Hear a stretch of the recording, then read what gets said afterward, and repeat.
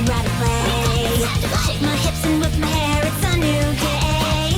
The magic will blow, my heart yells, let's go transform and fly away. We will dance through the danger until the world is saved. Can't stop me now 'cause I'm Shantae.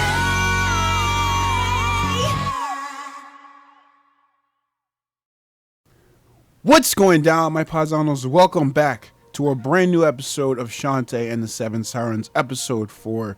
Last time we just got the useless object from the Vera's, I guess, dad. I don't really know what you call him. I guess the Tree Town Mayor, the king or something. And now we're in the Coral Mine. I think that's what this is called. I just saw it and it just flashed on screen.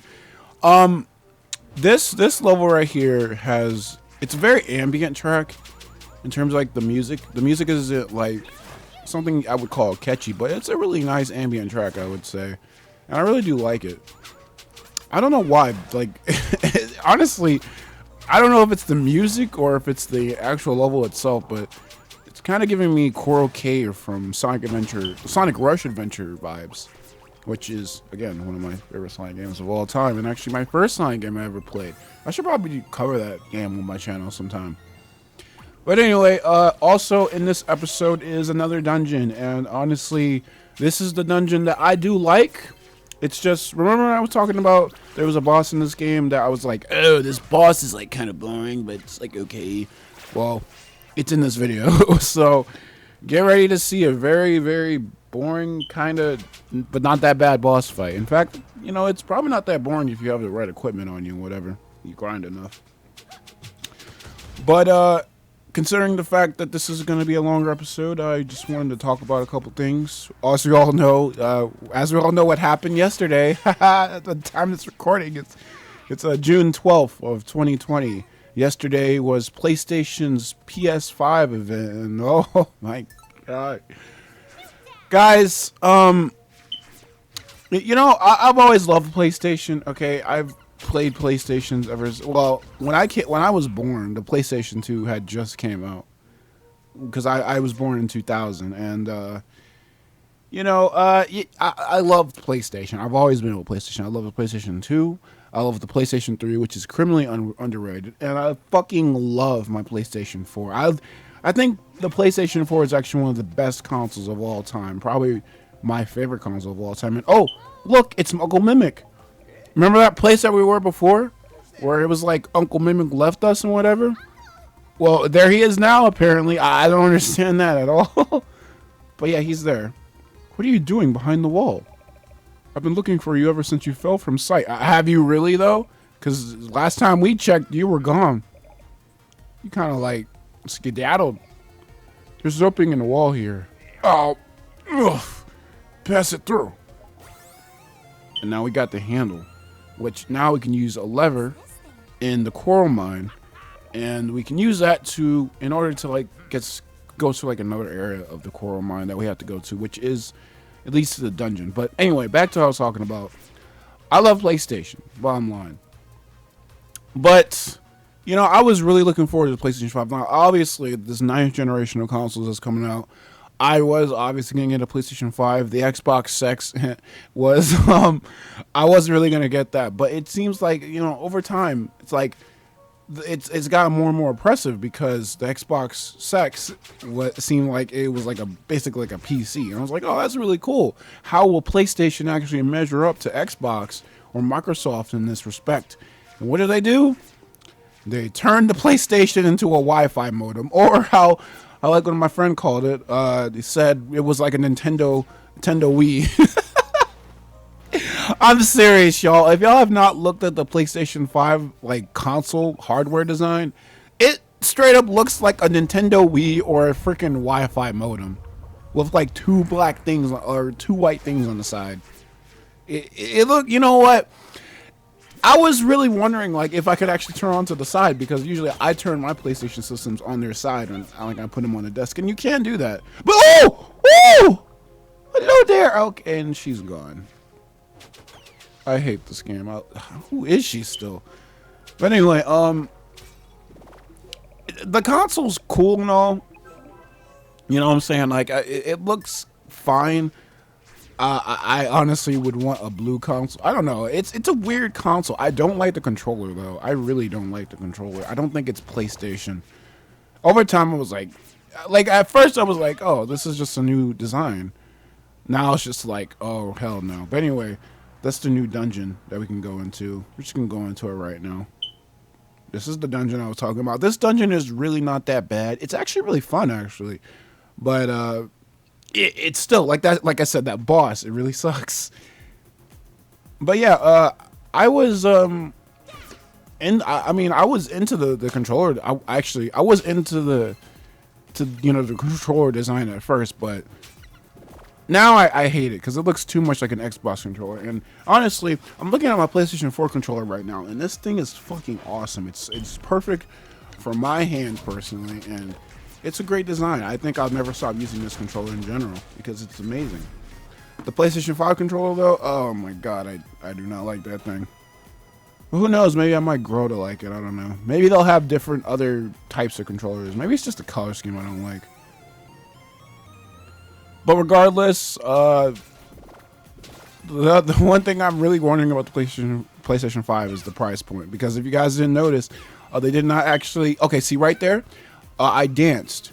So with these enemies, you know, they have these little crystal bodies around them. And you can't attack them. You can't damage them at all. I mentioned this before. But you can dance. And for some reason, I guess Shantae, through the power of dancing, can just make the... I guess the gems on their bodies to go away, and it's really convenient. So just do that. Anyway, they didn't release the price point for the PlayStation 5 during the event, which was kind of crazy to me. But then I realized, oh shit, this could be another PlayStation 3 launch price point thing. You remember how like originally the PlayStation 3 was priced at fucking $500, $600, maybe even $700, I think. I'm not sure. Hell, PlayStation might do that again. And if they do that, I'm probably strictly going to become a PC gamer. Like, I think I'm legit done with consoles if that's, like, really the case. It has to be worth it. And the thing about it is, you know, the last thing I want to talk about in terms of, like, the PlayStation 5 is... You know how they were advertising GTA 5 to hell and back on that thing? You know, they were saying like, oh yeah, enhanced and expanded. Like, we haven't seen enough releases of GTA 5 already. Like, everybody's pissed off about that, and I am too. Like, Jesus Christ. With them saying that, is the PlayStation 5 going to even be backwards compatible? Because if it's not, then holy fucking, oh my god, dude. This is getting ridiculous. The PlayStation 4 wasn't backwards compatible. The PlayStation 3 was kind of backwards compatible, but at a very stupid price point. PlayStation 2 is backwards compatible. I guess after the PlayStation 2, they were just like, whatever the fuck. Although I thought I read somewhere that it was going to be backwards compatible, but now it might not even be backwards compatible. I'm saying backwards compatible a lot. But anyway, I don't know. Overall, my thoughts and feelings on the PlayStation 5 are just like, damn, it better have a good price and not a stupid ass one, or I'm just strictly going to become a PC gamer and a Nintendo Switch gamer.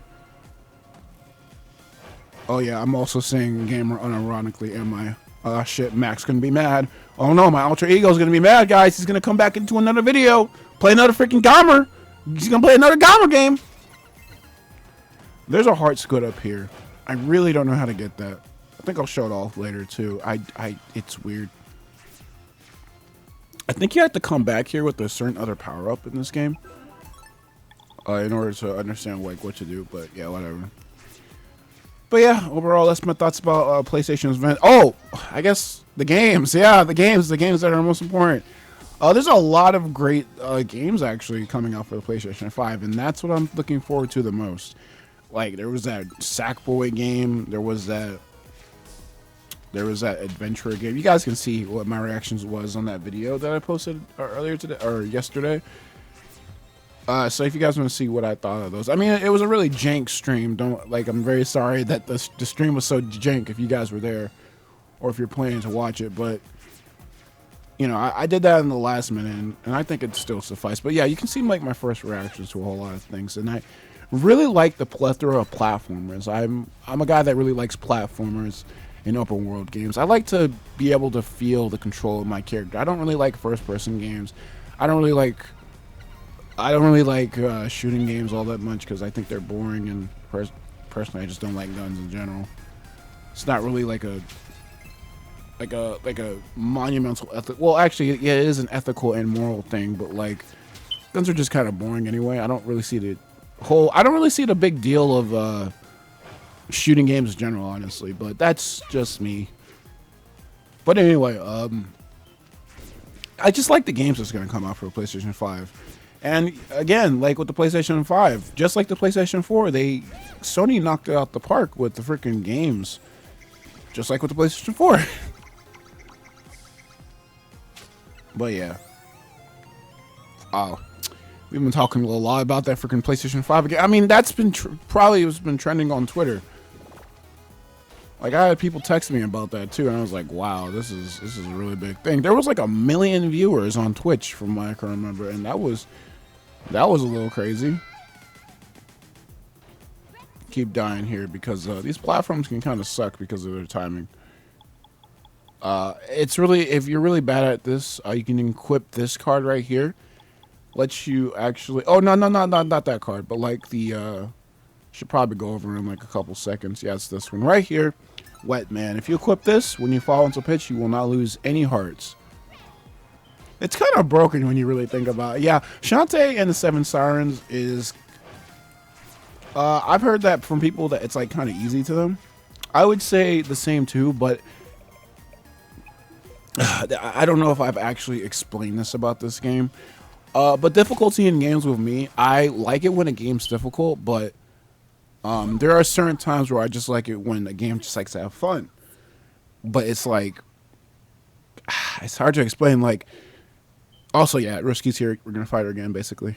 Anyway, when it comes to games' difficulty, there are games where I can make exceptions when it's like, oh, damn, this is really, really hard. And I can deal with this because it's actually kind of fun.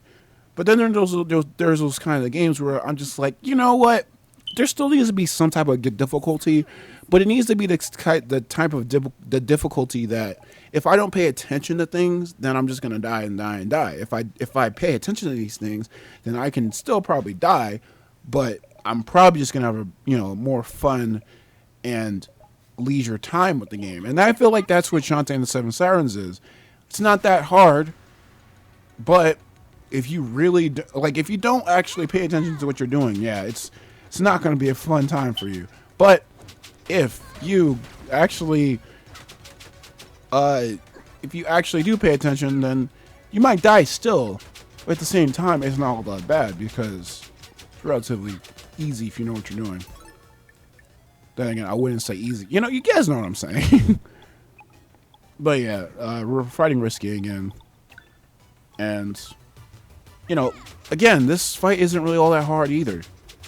It's pretty much, it's really easy. Like, okay, she does that sword-based attack. In fact, I think that's the first time she's done that, actually, in this playthrough. Yeah, she does it in this level.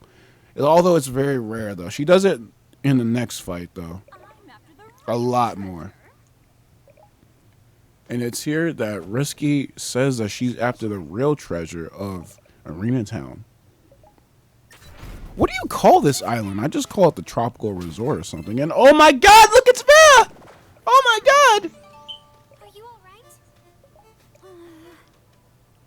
I missed you so much. Snap out of it. What? Oh my. Was I asleep?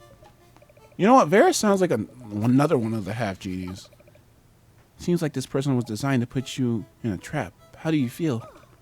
A little bit disoriented, but fine otherwise. Thanks much bunches. Oh my fucking gosh. I love Vera. And now we got the Gastro Drill. What's this? That's a fusion coin. It will allow you to transform instantly into a new form. It lets you transform into the Gastro Drill. Yes, the Gastro Drill. Gastro drills are burrowing creatures.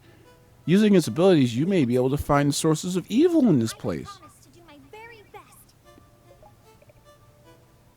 And basically how to use this is you just kind of press down on like, or up. You can press anywhere on any surface that's like soft. And in this case, it's dirt. I'm not sure where other places you can actually dig into. But yeah, this is the Gastro drill. It's a pretty nice power up, but it's pretty slow. Actually, when it digs through ground.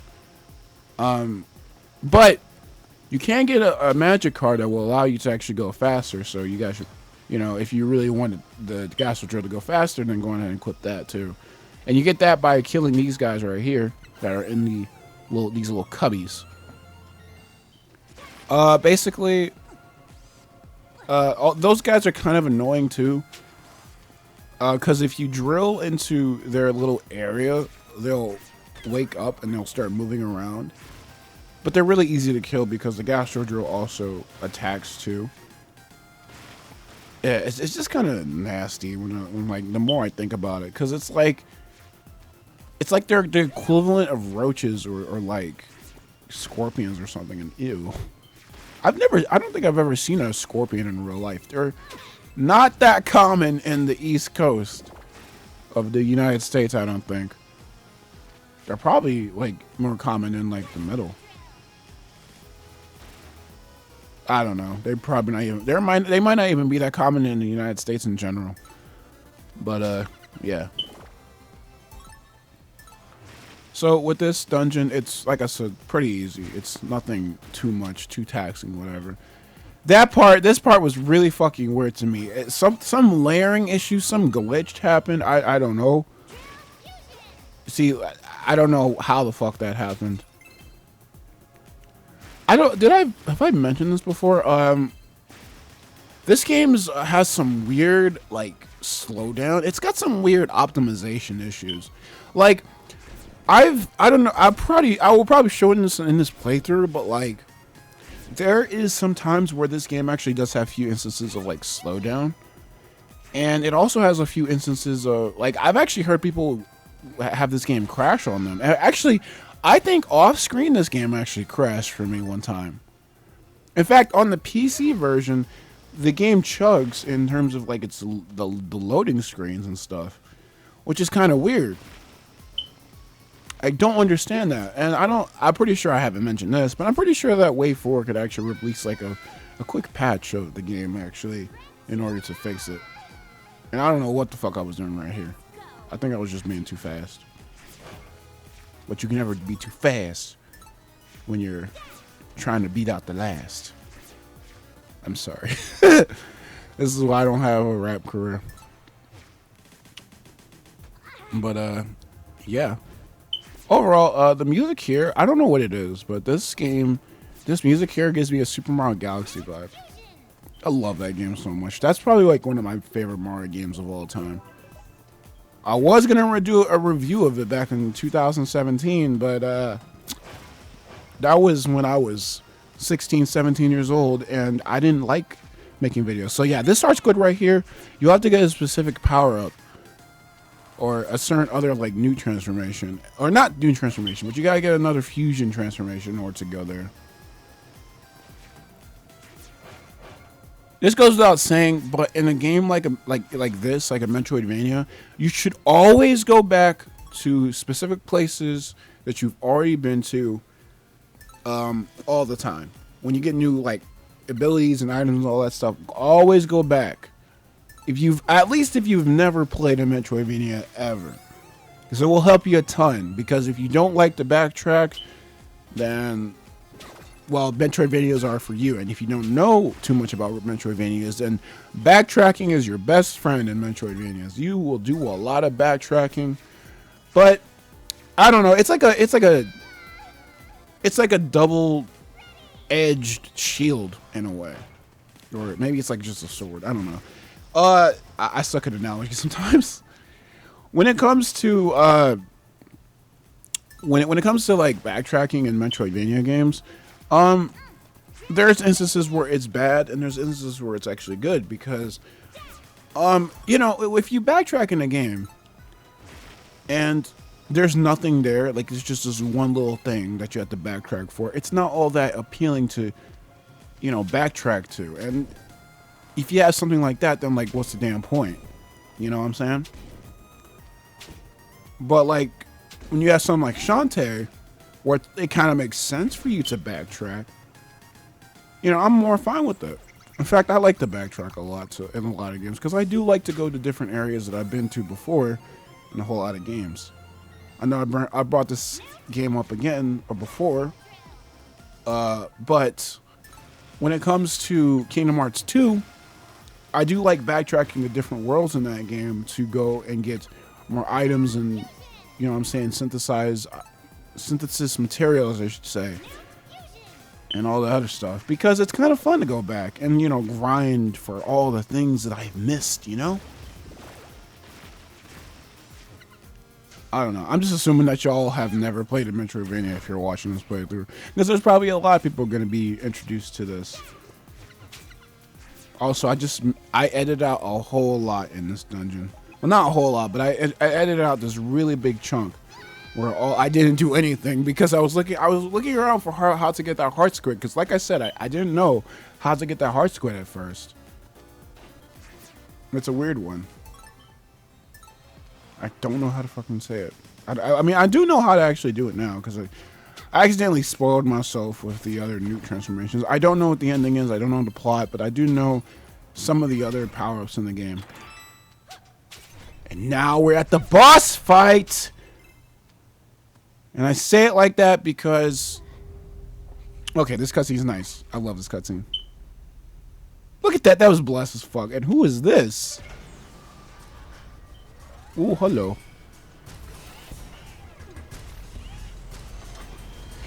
Thumbnail. Anyway, this is the boss fight that I keep fucking talking about. Oh my fucking gosh, y'all. When I tell y'all, this boss fight kinda sucks. Just kinda. Well, in all honesty, I'll say this again. It's not a bad boss fight. It's a waiting game boss fight though, and it's kind of boring. So basically, what you do in this boss fight is, well, excuse me. You can't really do much in this boss fight at all. What happens is that she'll do this sometimes. She'll boost past you, but she's mostly in the background, just throwing little bombs at you and stuff. And she doesn't really move there unless like she jumps down, and then she has like these little fire shockwaves emit from her. And that's the only time where you can actually attack her. I think you might be able to attack her when she tries to rush you, and you can probably like try to do an attack like some type of magic on her. Use some type of magic on her when she rushes at you. But then you also have to dig still to avoid it, because there's no way to avoid that other than digging. And if you're also wondering, these little bomb parts, little bomb sections, if you dig underground, you still will get hit if the bomb actually falls on top of the ground that you're on. But you can actually dash through the bombs with the newt, because the dash newt actually has a lot of invisibility frames. It's very, very, very, very reliable, actually.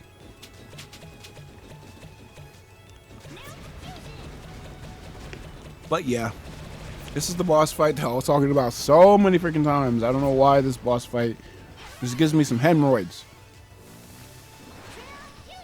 And so far, honestly, this is the only boring fight. Well, not as good fight. I keep saying it's boring, and I guess I should just accept that it is kind of boring. But yeah, this is the only boring fight in the game, which is a good thing, because I'm not. Well, I mean, I guess you could look at it because like as a bad thing, because I am only 25%. Well, at this point in the game, it's like probably like 15%. Well, like, you know, at least because I played the next boss fight. The next boss fight is really fucking fun, because it emphasizes it emphasizes, I should say, I don't know how to talk right now, how hitting a boss fight is more fun than trying to hit a boss. In my honest opinion, trying to hit a boss is not as fun as hitting the boss. Like, you see that? That was pretty fun. But you know what? It's not fun? Waiting to hit the guy. I don't like waiting to hit anything in a video game. I just like to hit it when I can. Like Sonic 06. Why does Sonic have that freaking weird ass recovery time thing going on with his homing attacks? In fact, that actually still kind of happens in the Unleashed style Sonic games, because Sonic does have a little recovery time between homing attacks. And maybe Sega thought that was disorienting, but you know, at the same time, no. I'm still really looking forward to that Sonic PO6 thing. And I won't be able to play it for a while. The only time I'll be able to play it is when the new Sage demo comes out, because apparently the guy actually completed the entire thing, Sonic's playthrough, which is fucking awesome. But yeah, I'm really looking forward to that. What do you know? There's actually other Sonic fan games that I want to cover on my VidyoCam channel, but that's for another time. But yes, we finally did the boss fight. That fucking boring ass fucking fuck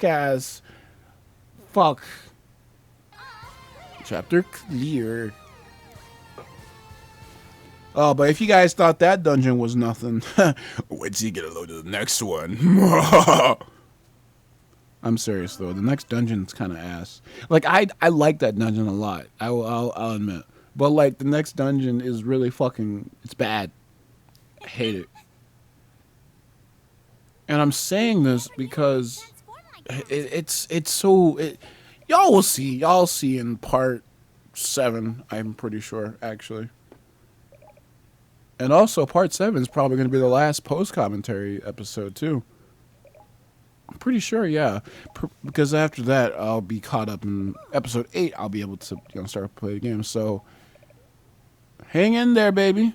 4 episodes from now we're going back to live commentary. And now Vera's telling us to get the lucky amulet so we can merge our magic. But once while I was swimming, a big wave came and that was the end of that. Sounds pretty unlucky to me. Yeah, it's pretty unlucky, Shantae.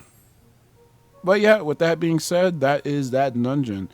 Next time we'll be able to explore just a little bit more. And actually, there's a whole lot of things that's going to happen in this little exploring episode next time. But anyway, check back next time, probably later today, for episode number 5.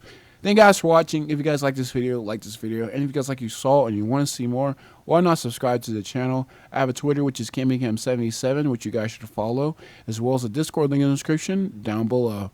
Thank you all for watching. Have a good night, everyone, if you're all watching this. And as always, hasta!